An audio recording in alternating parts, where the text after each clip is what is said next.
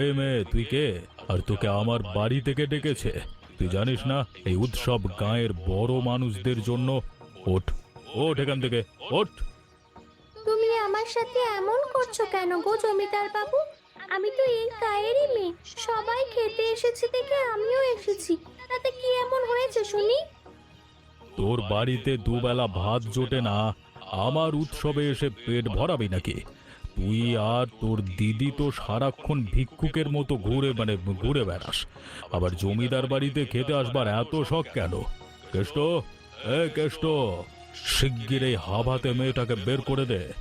আমার বাড়িতে আমি কোনো ভিখিরিকে দেখতে চাই না।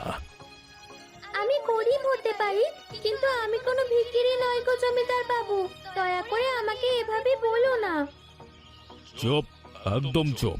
ভিখিরির আবার বড় বড় কথা। আরে কেষ্ট, তোকে বললাম না এই হাবাতেটাকে তাড়িয়ে দে। আমার উৎসবে মুখরিত বাড়িটাতে ভিখিরির কোনো জায়গা নেই। এক্ষুনি ঘাড় ধাক্কা দিয়ে বের করে দে এটাকে। আমাকে ঘাট ধাক্কা দিয়ে বের করে দিতে হবে না গো, আমি নিজেই চলে যাচ্ছি। তাই যা, শিগগির বিদায় হ আমার সামনে থেকে।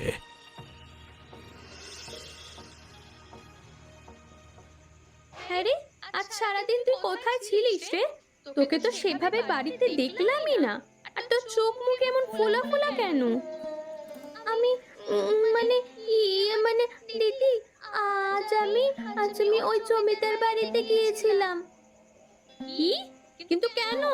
তুই জানিস না জমিদার বাবু মানুষটা কেমন? তবুও তুই সেখানে গেলি কেন? হ্যাঁ রে দিদি, সত্যি সেখানে গিয়ে আমি ভুল করেছি। জানিস দিদি, জমিদার বাবু সবার সামনে বিক্রি বলে তার বাড়ি থেকে আমাকে তাড়িয়ে দিয়েছে। সবাই কেমন হাঁ করে দেখছিল আমায়, কেউ একটা কথাও বলল না। গরিব বলেই কি আমাদের এত অপমান সইতে হয় দিদি? তোকে তো আমি আগেই বলেছিলাম বাসন্তী, বড় লোকেদের বাড়িতে গরিবদের যেতে নেই। ওরা বড় লোক মানুষ, ওদের চোখে আমরা ছোট লোক। সেটা তুই জানিস না নাকি? জানি রে দিদি, পুরো গ্রামবাসীকে নেমন্তন্ন করেছে বলেই তো আমি গিয়েছিলাম, কিন্তু কাউকে কিছু না বলে আমাকেই অপমান করলো। থাক বোন, যা হবার তো হয়েছেই। এসব ভেবে মন খারাপ করিস না আর। কিন্তু দিদি, এভাবে আর কতদিন মেনে নেব বলতো? তারা আমাদের বারবার অপমান করবে আর আমরা চুপ করে থাকবো। আমরা কি এর কোনো প্রতিবাদ করব না? প্রতিবাদ করলে যে আরো বিপদ বাড়বে রে বোন। এসব বাদ দে। তার থেকে শোন, আমাদের ঘরের পাশে পুঁইশাক গাছটা দেখেছিস? বর্ষায় কেমন বড় হয়েছে। এটাকে মাচা বেঁধে চাষ করি, বাজারে বিক্রি করি। আগে নিজেরা নিজেদের পায়ে দাঁড়ায়, তারপর এসব দেখা যাবে। পুঁইশাক দিয়ে কি হবে দিদি? দেখবি জমিদার সেই পুঁইশাক নিয়েও আমাদের বাজারে বসতে দিচ্ছে না। সে না হয় পরেরটা পরে দেখা যাবে। আগে তো মাচা তৈরি করি, গাছ বড় করি, তারপর বাকি পরিকল্পনা করা হবে। ঠিক আছে দিদি, তুই যা বলছিস তাই হবে। আরে বাপরে, কি দেখছি রে কেষ্ট? এই হাভাতে মেয়েটা দেখছে এখন আবার বাজারে শাক বিক্রি করতে বসেছে। আরে, এই শাকগুলো তুই কোথায় পেলি রে? এগুলো কার বাগান থেকে চুরি করে এনেছিস বলতো? আমি এগুলো চুরি করে আনিনি জমিদার বাবু। আমি আর দিদি এগুলো নিজের হাতে চাষ করেছি। আমরা গরিব হতে পারি, কিন্তু চোর নয়। এতটুকু একটা মেয়ে, তার কেমন বড় বড় কথা দেখেছিস? শোন মেয়ে, তোরা দুই বোন এই গায়ে কি করিস না করিস সেটা কিন্তু আমি দেখি। শাক বিক্রি করতে চাস কর, কিন্তু আমার বাজারে বিক্রি করতে পারবি না। কেষ্ট, শিগগির ওই শাকগুলো ঘেটে দে। এ বাজার আমার, আর আমি আমার বাজারে যাকে তাকে বসতে দেব না। আগে কর্তা, আমি এক্ষুনি দিচ্ছি। এই নে, সর সর বলছি, যা এক্ষুনি এগুলো নিয়ে নিজের বাড়ি যা। না জমিদার বাবু, আপনি এমনটা করতে পারেন না। এই বাজার শুধু আপনার একার না, এই বাজারগুলো এই গায়ের সবার। এই মেয়ে, তোর তো সাহস দেখছি কম না। কত বড় সাহস তোর, তুই বাবুর মুখে মুখে কথা বলিস? আমি অনলাইনে কি বলেছি গো? আর তোমরাই বা আমার সাথে কেন এমন করছো? তোমাদের কি ক্ষতি করেছি আমি? আমি এ গাঁয়ের জমিদার, আমি যা বলবো তাই হবে। এই মুহূর্তে তোর শাক নিয়ে সরে পড়ে এখান থেকে, নইলে কিন্তু ভালো হবে না। ঠিক আছে, আমি চলে যাচ্ছি, কিন্তু গরিবের উপর এমন জোর জুলুম বিধাতা সইবে না গো। বিধাতা ঠিক তোমাদের এত দুষ্ট লোকেদের শাস্তি দেবে। তুই কি এখনো চুপ করে থাকবি রে দিদি? তুই কি এখনো এই জমিদারকে কিছুই বলবি না? মাথা ঠান্ডা কর বাসন্তী, এভাবে রাগ করিস না। আমাদের যা করার ঠান্ডা মাথায় করতে হবে। কিন্তু কি করবি দিদি? আমি একটা কথা ভাবছি। জমিদার বাবু রাগী মানুষ হলেও শুনেছি তিনি নাকি খেতে বেশ পছন্দ করেন।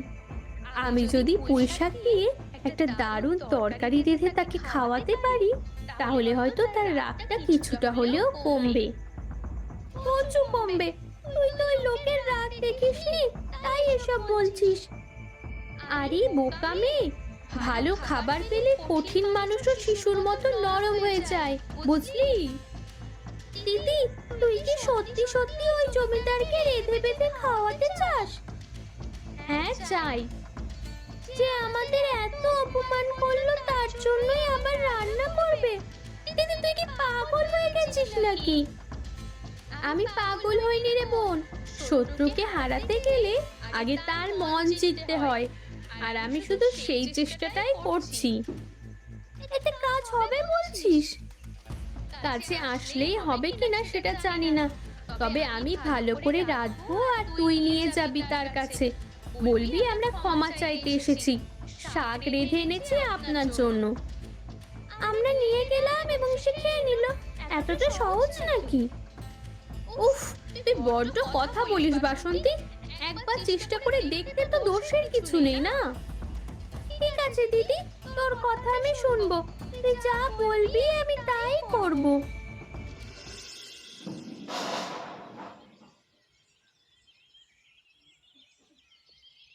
দিদি বলেছে মন জিততে হবে, আমিও মন জিতবো, কিন্তু আমার মতো করে। এই অপমানের বদলা আমাকে নিতেই হবে। দিদি জানলে মানা করবে, তাই জানতে দেব না। জমিদার বাবু, তুমি আমাকে ভিখিরি বলেছো, বাজারে অপমান করেছো, আজ তোমার পেটে আগুন ধরাবো আমি।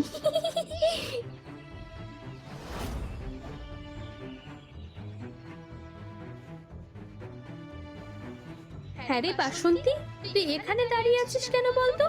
শিগগির হাঁড়িটা নিয়ে চলে যা, আর জমিদার বাবুকে বলিস আমরা ক্ষমা চাইতে এসেছি। এই শোন, শান্তভাবে কথা বলবি কিন্তু রাগারাগি করবি না একদম। তুই কোনো চিন্তা করিস না রে দিদি, আমি ভীষণ ভদ্র হয়েই কথা বলবো। জমিদার বাবু ভীষণ খুশি হবে, বুঝলি? ঠিক আছে ঠিক আছে, তুই এখন যা। জমিদার বাবু, আমি আপনার কাছে ক্ষমা চাইতে এসেছি।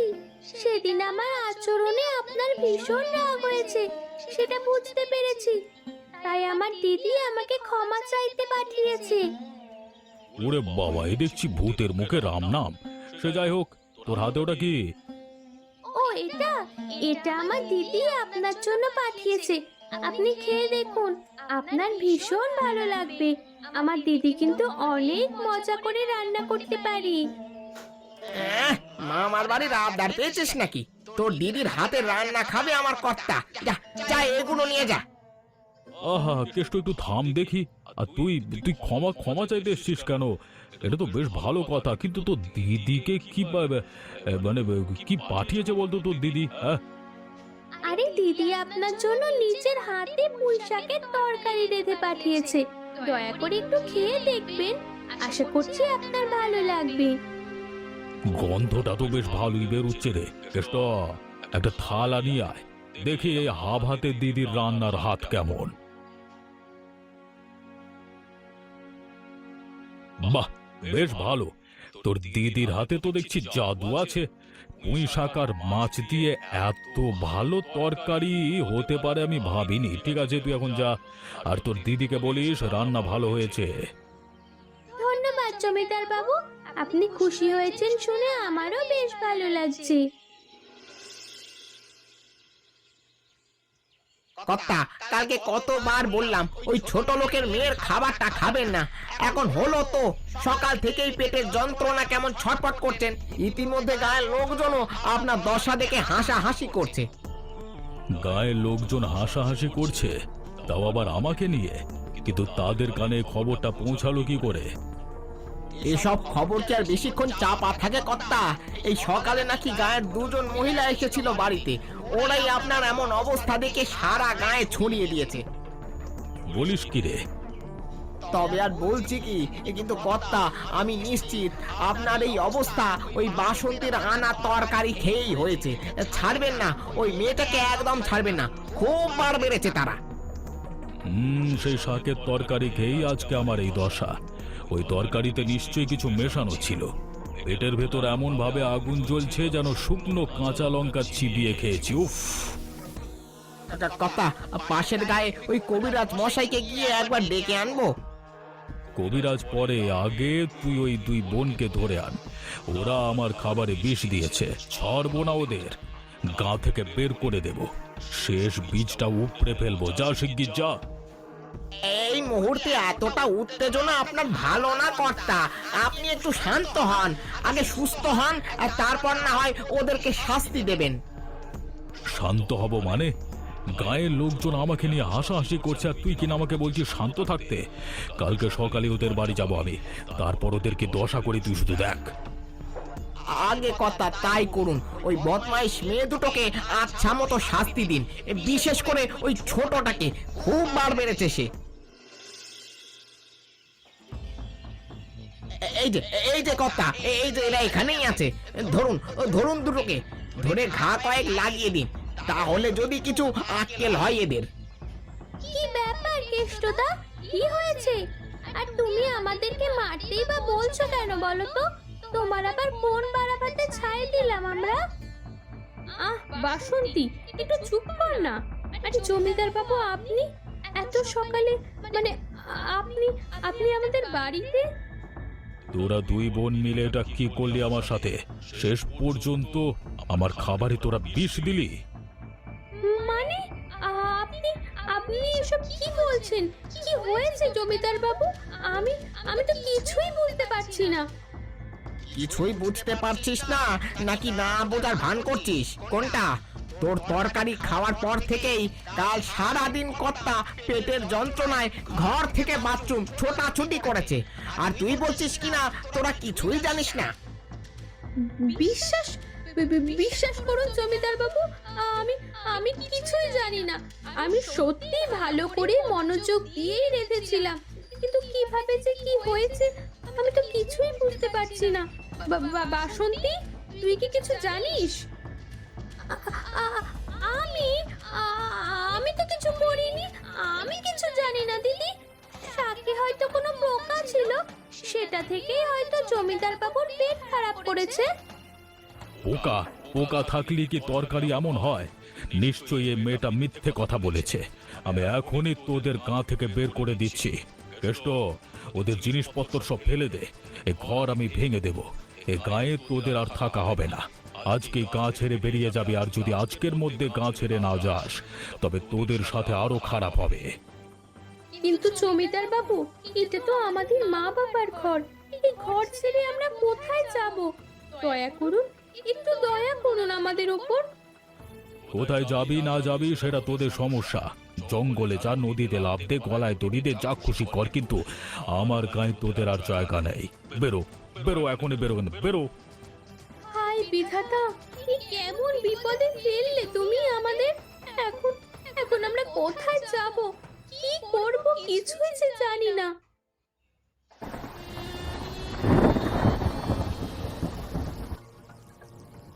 দিদি, দিদি, এখন কি হবে? এই ঝড় বৃষ্টিতে আমরা জঙ্গলের ভেতর থাকবো কি করে? আমার তো ভীষণ শীত করছে। বাসন্তী, এবার সত্যি করে একটা কথা বলতো, তুই কি সেই তরকারিতে কিছু দিয়েছিলি? খবরদার আমাকে মিথ্যে বলবি না। আমি জানি তুই কিছু একটা করেছিস, কিন্তু কি করেছিস সেটা সত্যি করে বল।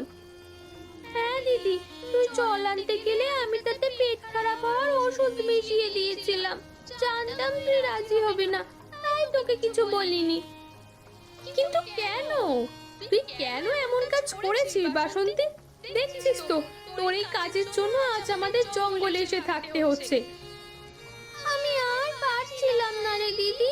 ওই জমিদার সব সময় আমাদের বিক্রি বলতো, কাল মন্দ করতো, এমনকি বাজারে পর্যন্ত আমাকে অপমান করেছে। আর কত সহ্য করবো বলতো? বাসন্তী, এটা কি করলি তুই? দেখ, তোর এই কাজের জন্য আমরা গা ছাড়া হয়েছি। এখন আমাদের মাথার উপর ছাদটুকু পর্যন্ত নেই, মুখে খাবার নেই। নিজের রাগ তো ঠিকই মেটালি, কিন্তু এখন কি হবে ভেবে দেখেছিস একবারও? আমি জানি দিদি, আমি ভুল করেছি, তোকে কষ্ট দিয়েছি, সেটাও আমি জানি। কিন্তু দিদি, ওই লোকটার অত্যাচার কি আমরা সারা জীবন মুখ বুজে সহ্য করব? তোকে আমি আগেও বলেছি, রাগে কিছু করলে তার ফল কখনো ভালো হয় না। ঠিক আছে, যা হওয়ার তো হয়েই গেছে। এখন আমাদের এই কুটিরটাই থাকতে হবে। কাল থেকে আবারও শুরু হবে আমাদের সংগ্রাম। আমরা এখানেও পুঁইশাক গাছ লাগাবো। হাল ছাড়লে চলবে না বাসন্তী। তুই থাকবি তো আমার সাথে? হ্যাঁ দিদি, আমি থাকবো তোর সাথে। তুই যেমন যেমন বলবি আমি তেমন তেমনই করব। আর আগ বাড়িয়ে কিছু করতে যাব না। দেখ বাসন্তী, এক মাসে পুঁইশাক গাছগুলো কত বড় হয়েছে। বর্ষার জলে যেন সবুজ জাল বিছিয়ে দিয়েছে মাচার ওপর। এত শাক তো আমরা দুজন খেয়ে শেষ করতেই পারবো না রে। সত্যি বলছিস রে দিদি? কি সুন্দর হয়েছে গাছগুলো। কিন্তু দিদি, গায়ের খবর কিছু শুনেছিস? কাল বিকেলে শুনলাম বন্যায় নাকি গায়ে সব ডুবে গেছে, লোকজন কিছুই খেতে পাচ্ছে না। কি বলছিস কি বাসন্তী? কিন্তু তুই এসব কার কাছে শুনলি? গত পরশু কাকলি কাকিমার সাথে নদীর ঘাটে দেখা হলো। কই, আমাকে তো কেউ কিছু বললো না। ঘটনা তো ঘটেছে পরশু রাতে। কাকলি কাকিমা তোকে কিভাবে বলতো? আর আমি গতকাল জঙ্গলে গিয়েছিলাম, সেখানে রামু কাকাও এসেছিল শুকনো জায়গা খুঁজতে। তখন রামু কাকাই আমাকে এসব বলল, এবং এটাও বলল গায়ের অনেকেই নাকি না খেয়ে আছে। অনেকের পুরো ঘর জলের তলায় ডুবে গিয়েছে, খুব বাজে অবস্থায় আছে সকলে। ইস, এখন গায়ের মানুষগুলোর কি হবে বলতো? এতগুলো মানুষ কোথায় যাবে, কি খাবে? কি কেমন বিপদ দিলে তুমি বিধাতা। ভাগ্যিস আমাদের জঙ্গলের এই টিলার জল ওঠেনি, এই গাছগুলো বেঁচে আছে, আর আমাদেরও কোনো চিন্তা নেই। বাসন্তী, আমার মাথায় একটা বুদ্ধি এসেছে, আর এই কাজটা আমরা যদি যথাযথভাবে করতে পারি তবে দেখবি গায়ের লোকেরা একটু হলেও শান্তি পাবে। বুদ্ধি? তুই আবার কি বুদ্ধি পেলি রে দিদি? আমার যে আর তর সইছে না। বল বল, আমাকেও শিগগির বল। চল, আমরা এই শাক দিয়ে তরকারি রেঁধে গায়ের মানুষকে খাওয়াতে যাই। আমাদের গায়ের মানুষগুলো তো না খেয়ে আছে, আর আমরা এতগুলো শাক নিয়ে বসে থাকবো। ঠিক আছে দিদি, তাই চল। দিদি, আমার ভেলাটা প্রায় তৈরি। দুটো কলা গাছ বেঁধেছি, আর ভেলার ওপরের বাঁশের মাচা দিয়েছি। হাঁড়ি রাখার জায়গা হবে, আবার আমরা দুজনেও উঠতে পারবো। বেশ ভালো করেছিস রে বাসন্তী। এবার ভালোই ভালোই খাবারটা নিয়ে যেতে পারলেই বাঁচি। তবে আমি ভাবছি, এইটুকু খাবার এতগুলো মানুষের কি পেট ভরবে? ভরবে ভরবে, ঠিক ভরবে। বিধাতার উপর ভরসা রাখ, উনি নিশ্চয়ই আমাদের সাথে থাকবেন। ঠিক বলেছিস। আর তরকারির গন্ধটাও যা বেরিয়েছে না, একটু খেলেই দেখ পেট মন দুটোই ভরে গিয়েছে। একদম ঠিক বলেছিস রে দিদি। কিন্তু দিদি, গায়ের লোকজন আমাদের এই খাবার নেবে তো? ওরা তো সব সময় জমিদারের ভয়ে থাকে। নেবে না কেন? আলবাত নেবে। আর ক্ষুধার সামনে কেউ কাউকে ভয় পায় না রে বাসন্তী। ওরা না খেয়ে আছে, নিশ্চয়ই খাবারটা নেবে। তুই ভেলাটা শক্ত করে বাঁধ, কাল ভোরেই বেরোবো। জলে ভাসতে ভাসতে গায়ে পৌঁছাবো। একটা কথা জানিস তো দিদি, আমি ঠিক জানতাম তুই আমার মতো করে বদলা নিবি না। তুই অনেক ভালো রে দিদি। নইলে কি আর যারা আমাদের গা ছাড়া করলো তুই তাদের জন্য রান্না করতিস? মানুষ তো মানুষের জন্যই রে বাসন্তী। আমরা গরিব হতে পারি, কিন্তু আমাদের মনটা ওই আকাশের মতোই বিশাল। তাছাড়া মানুষের উপকার করলে বিধাতাও খুশি হন। এখন এসব বাদ দে, চল চল কাজ শেষ করি। ঠিক আছে দিদি। সকাল সকাল এসে বেশ ভালোই করেছি বলো দিদি। ইতিমধ্যে অনেককেই খাওয়াতে পেরেছি, বাকি যা আছে তাতে আশা করি আরো অনেকেই খাওয়াতে পারবো। আরে বাসন্তী, কিন্তু আমার মনটা ভীষণ খারাপ লাগছে রে। নিজের গায়ের লোকেদের এভাবে জলে ডুবে কষ্ট পেতে দেখে বুকের ভেতরটা কেমন হু হু করছে রে। আমরা কষ্ট পেয়েই বা কতটা কি করতে পারবো বলো? গায়ের লোকেদের জন্য যার করার কথা সে দেখো নিজের দালান বাড়িতে দিব্যি আরামে আয়েশ করছে। না রে, এমনটা নয়। শুনলি না শিবানী মাসির কাছে জমিদার বাড়িতেও নাকি বন্যার জল উঠেছে। নিশ্চয়ই জমিদার বাবুও ভীষণ কষ্ট পাচ্ছে। কষ্ট না ছাই। দিদি দিদি, ওই দেখ কাছে কেউ বসে আছে, আমাদের দিকে হাত নাড়ছে, হয়তো আমাদের কাছে সাহায্য চাইছে। ভেলাটা ওদিকে নে দিদি।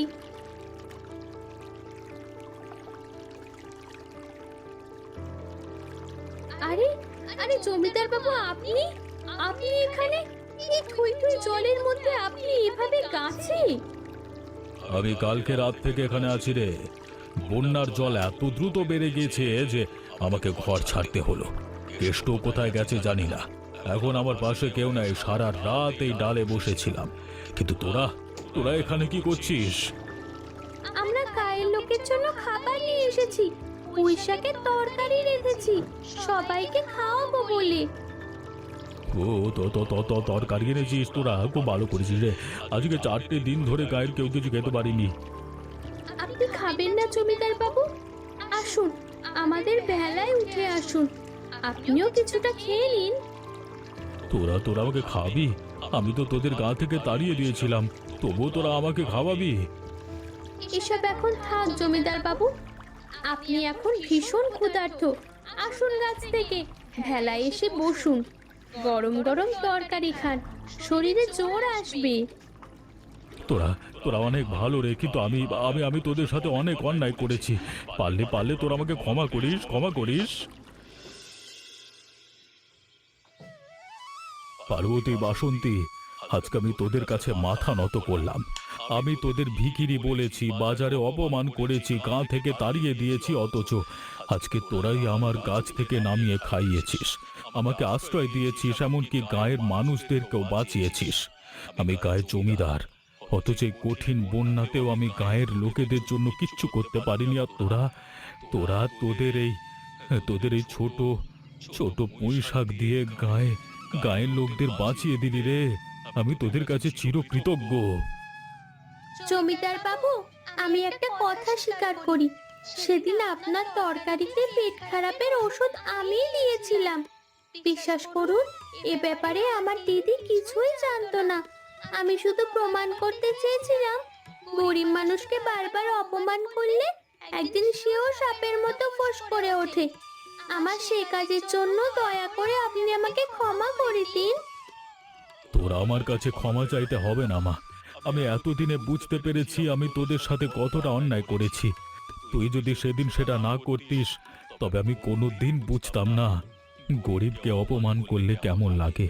আমাকে ক্ষমা করে দে বাসন্তী, আমি তোদেরকে কথা দিচ্ছি, বন্যার জলটা কমলেই আমি আবারও তোদেরকে গায়ে ফিরিয়ে দেব, তোদের ঘর আবারও নতুন করে গড়ে দেব। জমিদার বাবু, আপনার কথার জন্য অসংখ্য ধন্যবাদ, কিন্তু আমরা আর ওই গায়ে ফিরবো না। আমরা আজীবন এই জঙ্গলেই থাকতে চাই। এই কুটির, এই পুঁইশাকের মাচা, এটাই যে আমাদের সংসার। এমনকি এখানে কেউ আমাদের ভিখিরি বলে না, কেউ গরিব বলে অবজ্ঞা করে না, তাড়িয়ে দেয় না। আমরা এখানেই নিজের পায়ে দাঁড়াবো, আর গায়ের কেউ কষ্ট পেলে আবারও তাদের সাহায্য করব। সত্যি কি তোরা আর ফিরবি না মা? আমাকে তোরা ক্ষমা করতে পারবি না? বাবু, আমরা আর সেখানে ফিরতে চাই না। দিদি ঠিকই বলেছে, জল নেমে গেলে আপনি গায়ে ফিরে যান। গায়ের মানুষদের দেখুন, তাদের পাশে থাকুন, বিপদে সাহায্য করুন। আর একটা কথা মনে রাখবেন, গরিবেরাও তো মানুষ, ওদের কখনো ছোট করে দেখবেন না। আশা করছি আমাদের এইটুকু অনুরোধ আপনি রাখবেন। আমাকে তোরা এই লজ্জা দিস না মা। আমি আমার কৃতকর্মের জন্য সত্যি ভীষণ লজ্জিত। পারলে তোরা আমাকে ক্ষমা করিস, নইলে যে দায় নিয়ে বাকিটা জীবন আমাকে আমাকে ধুঁকে ধুঁকে মরতে হবে। ঠিক আছে জমিদার বাবু, আমরা আপনাকে ক্ষমা করে দিলাম। আজ থেকে আপনি আমাদের উপর অন্যায় করার দায় থেকে মুক্ত। এমনই মজার মজার গল্প দেখতে আমাদের চ্যানেলটি সাবস্ক্রাইব করতে ভুলবেন না। ধন্যবাদ।